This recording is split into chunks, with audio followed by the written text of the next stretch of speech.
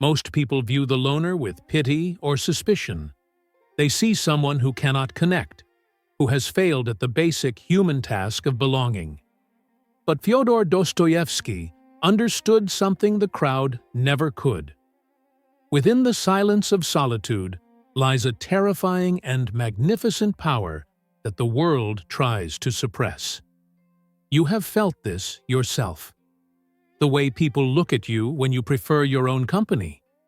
The subtle pressure to explain why you are not constantly surrounded by noise and faces. The assumption that something must be wrong with you because you do not fear being alone.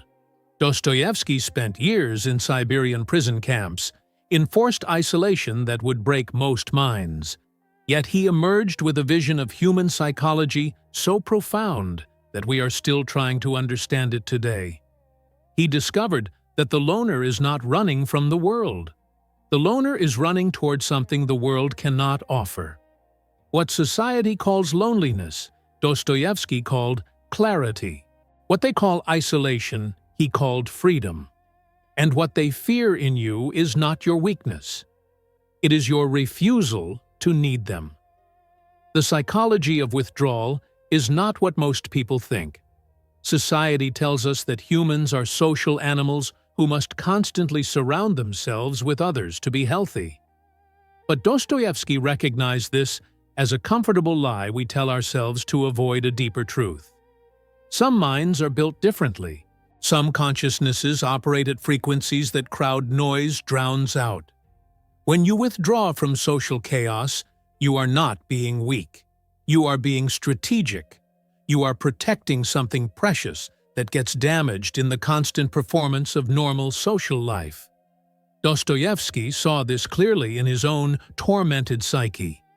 He wrote that man is a creature who can get used to anything, but he never wrote that man should get used to everything. The loner withdraws because participation in shallow social rituals feels like a betrayal of something authentic within. You have experienced this. The exhaustion after small talk, the sense that you are wearing a costume when you pretend to care about things that do not matter, the relief when you finally close the door and can stop performing.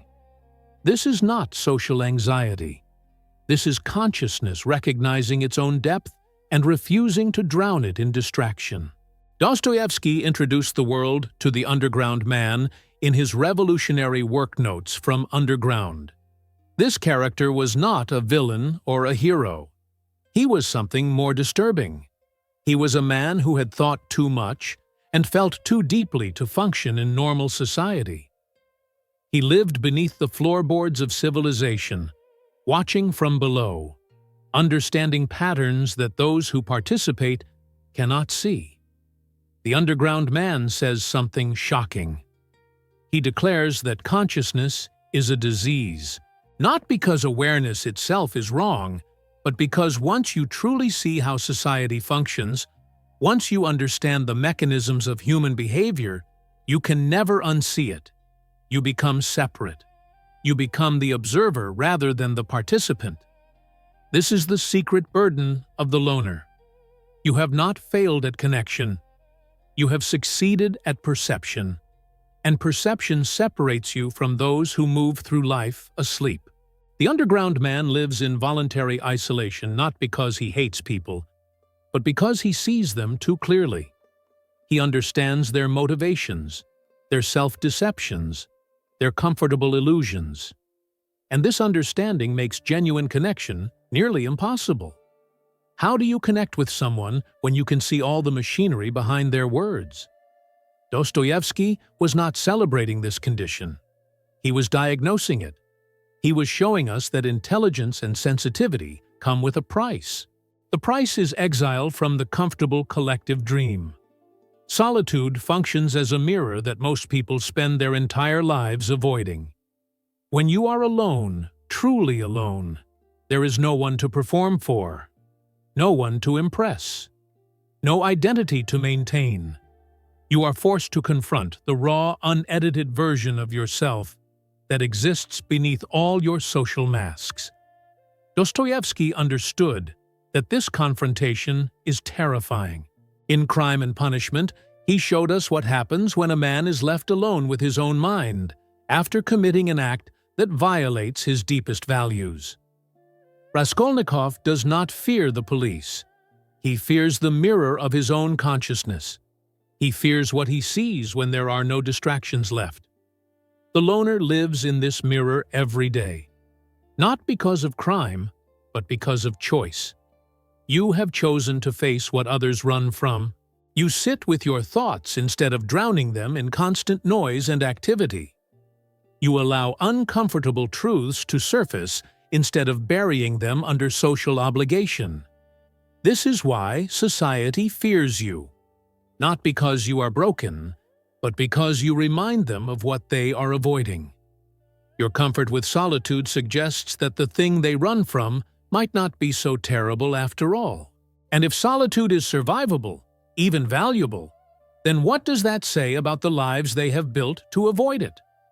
Dostoevsky wrote that to live without hope is to cease to live. But he also wrote that suffering is the sole origin of consciousness. These ideas seem to contradict until you understand what he meant. The loner has accepted suffering. The loner has stopped running from the painful aspects of consciousness. And in that acceptance, a different kind of hope emerges. This hope is not based on external validation or social success. It is based on the discovery that you can survive your own mind, that the darkness within is not as infinite as you feared, that sitting alone with your thoughts does not destroy you, but reveals you. When you face yourself without distraction, you discover something society desperately wants to hide. You discover that you do not need as much as they told you. You do not need constant entertainment. You do not need endless validation. You do not need to be busy every moment to prove your worth. The Mirror of Solitude shows you what is essential and what is performance. It strips away the accumulated layers of social conditioning and reveals the core. This core might be smaller than you thought. It might be stranger than you expected. But it is real in a way that your social persona never was. The burden of consciousness is the central tragedy of Dostoevsky's entire body of work. He returned to this theme again and again because he lived it in his own tormented existence. Intelligence does not bring happiness. Awareness does not bring peace. The more deeply you think, the more clearly you see, the harder it becomes to exist in a world designed for those who do not think or see as much. This is why intelligence seeks silence. Not because intelligent people are arrogant or antisocial, but because noise interrupts the complex internal processes that define their experience. Your mind is processing layers of meaning, implication, and connection that require space to unfold. Constant social interaction collapses these processes before they can complete. Dostoevsky showed us characters who could not turn off this processing. Ivan Karamazov in The Brothers. Karamazov is driven nearly mad by his inability to stop thinking about God, suffering, and moral responsibility. He cannot simply accept easy answers like his brother Alyosha. He must think everything through to its logical conclusion, even when those conclusions destroy his peace. You recognize this pattern in yourself. The inability to accept surface explanations. The compulsion to dig deeper, even when deeper hurts more. The curse of seeing implications and consequences that others miss entirely. This is not a choice you made. This is how your consciousness operates. The world calls this overthinking. Dostoevsky called it being human in the fullest sense. He wrote that man is tormented by no greater anxiety than to find someone quickly to whom he can hand over that great gift of freedom with which the ill-fated creature is born. Most people hand over their consciousness to society, to ideology, to comfortable beliefs. The loner refuses this trade.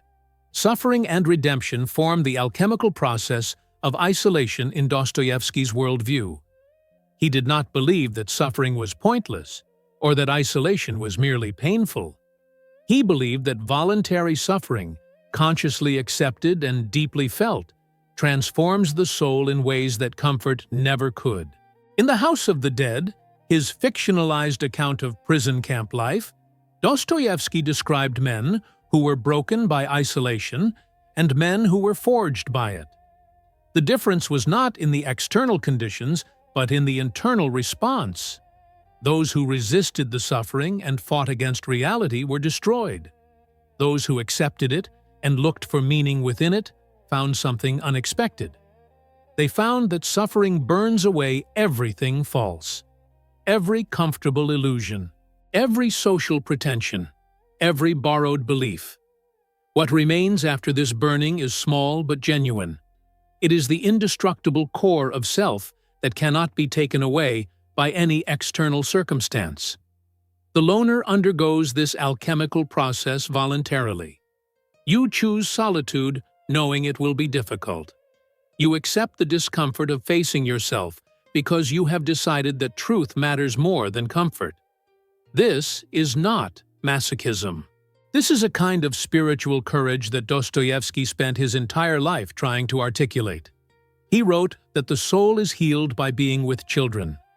But he also wrote that the greatest suffering comes from consciousness of one's own worthlessness. These statements only make sense together when you understand that redemption comes through acceptance, not escape. The loner accepts worthlessness, meaninglessness, and isolation as possibilities, and in that acceptance discovers worth, meaning, and connection of a different kind. Friedrich Nietzsche understood what Dostoevsky knew from the inside. He called it the pathos of distance. This is the inevitable gap that opens between those who think deeply and those who do not, between those who question everything and those who accept what they are told, between creators and consumers of meaning. Nietzsche wrote that one must still have chaos in oneself to be able to give birth to a dancing star. The loner carries this chaos. You feel it every day. The disorder of thoughts that do not fit into neat categories, the questions that have no comfortable answers, the awareness of contradictions that others ignore. Society demands that you resolve this chaos by conforming, by choosing a side, by accepting a ready-made identity and belief system. But Dostoevsky and Nietzsche both understood that this resolution kills the very thing that makes consciousness valuable. The creative potential lives in the chaos. The dancing star is born from the disorder. Nietzsche also wrote about what he called the herd mentality, the way most people seek safety in numbers and validation in agreement. They measure their worth by how well they fit in and how much they are liked. This creates a tyranny of the average, where excellence and depth are punished as deviation. The loner has rejected this tyranny. You have decided that your internal truth matters more than external approval. This is not easy. Every day you feel the pull to compromise, to smooth your edges, to be more palatable. But something in you refuses. Something in you knows that what you have is worth protecting even at the cost of belonging. Leo Tolstoy approached this from a different angle, but reached a similar conclusion. He wrote that everyone thinks of changing the world, but no one thinks of changing himself.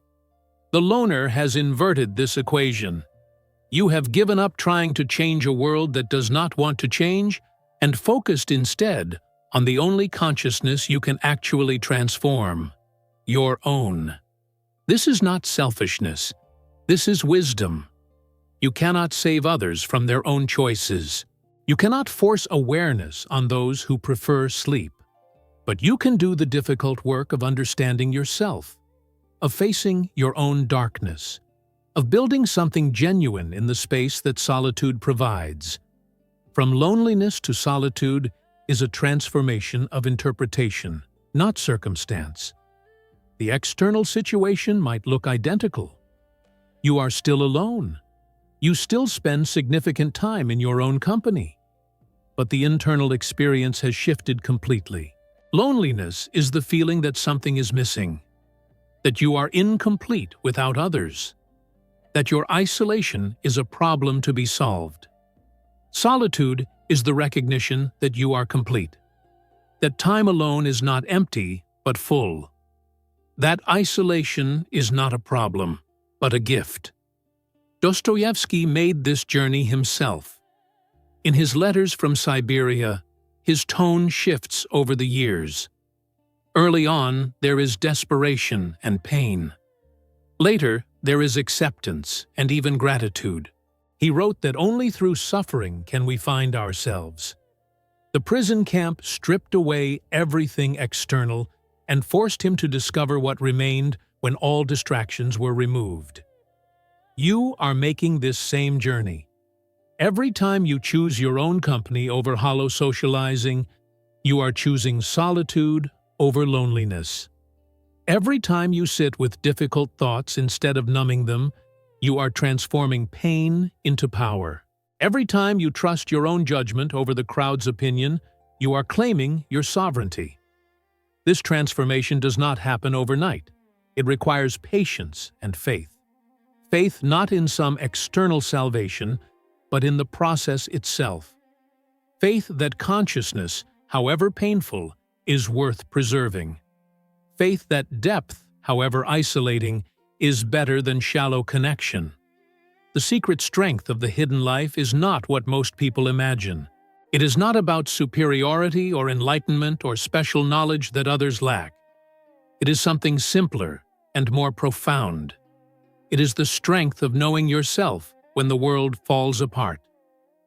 Dostoevsky lived through prison, epilepsy, gambling addiction, poverty, and the death of loved ones. He knew suffering from the inside, and what he discovered is that the person who has faced themselves in solitude has a foundation that external chaos cannot shake. Your worth does not depend on circumstances. Your identity does not depend on roles. Your meaning does not depend on approval. This is the power that society fears in you. Not that you are better than others, but that you are independent of the systems that control others.